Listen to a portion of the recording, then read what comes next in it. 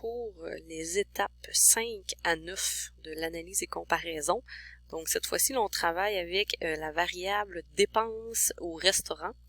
Donc sur la feuille dépenses au restaurant, vous avez un tableau de distribution qui est déjà fait. Donc c'est une variable quantitative continue groupée en classes.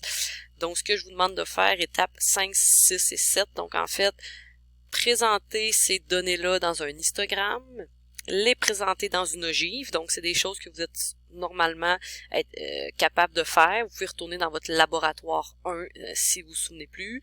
Il y a aussi un aide-mémoire Excel sur Léa. Donc faire un histogramme, faire une ogive.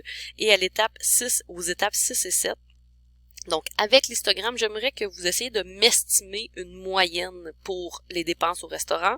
Et même chose en 7, à partir de l'ogive, j'aimerais que vous m'estimez une valeur de la médiane. Donc, ces étapes-là, je vous les laisse faire seules lorsque vous allez me remettre votre laboratoire. Donc, je vais corriger cette portion-là plus en détail. À l'étape 8, donc un coup que ça c'est fait, donc vous faites votre histogramme, votre ogive, etc., à l'étape 8, donc je veux que vous reveniez sur la feuille situation, parce que là, vous avez un tableau groupé, donc ce sont des données groupées. Je veux que vous reveniez sur la feuille situation pour avoir accès aux données brutes. Donc on les a, les données brutes sont ici. Donc on les connaît bien, les données brutes.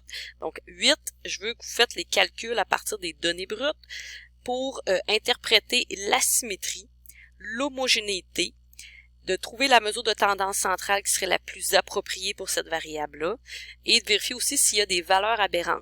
Donc, ce que vous faites, c'est vous prenez la variable dépense moyenne au restaurant, donc vous traitez toujours une seule variable, toujours la même. Donc, sur votre feuille, j'aimerais que vous me présentez quelle mesure vous pensez calculer et faites-moi l'interprétation de ces 4 choses-là. Donc, j'aimerais avoir une interprétation de la symétrie de cette variable, de l'homogénéité, de déterminer quelle mesure de tendance centrale est la plus appropriée, pourquoi, donc justifiez votre choix, et aussi de vérifier est-ce que vous pensez qu'il y a des valeurs aberrantes, donc il y a des calculs de mesures possibles, vous pouvez aller refouiller dans vos notes de cours, donc dans les valeurs de dépenses au restaurant, est-ce qu'il y a des valeurs aberrantes, vérifiez si oui et non. Donc ça aussi, étape 8, je vous laisse faire ça seul. Donc en fait, les étapes 5 à 9 représentent à peu près ce qu'on doit faire avec lorsqu'on traite une variable au complet. Donc j'ai une variable, je fais un traitement complet, une analyse complète. Donc je fais des représentations graphiques, je calcule des mesures, j'essaie d'interpréter la distribution.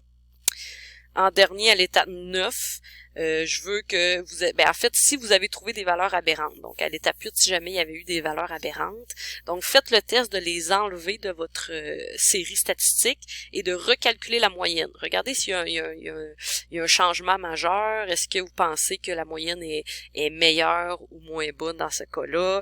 Donc, j'aimerais, si jamais vous avez des valeurs aberrantes, de l'enlever, de refaire le calcul de moyenne et de regarder est-ce que c'est approprié de justifier. Donc, ces étapes-là, je vous les laisse faire seules. Lorsque c'est terminé, vous m'envoyez votre lab, donc si possible avant mercredi prochain, pour que je puisse vous donner un retour rapide. Ce sont tous des étapes là, qui permettent de vous préparer pour le devoir Excel, mais qui viennent quand même cibler des concepts qui sont à l'examen théorique. Donc, on parle de symétrie, d'homogénéité, donc très important d'essayer de compléter le laboratoire.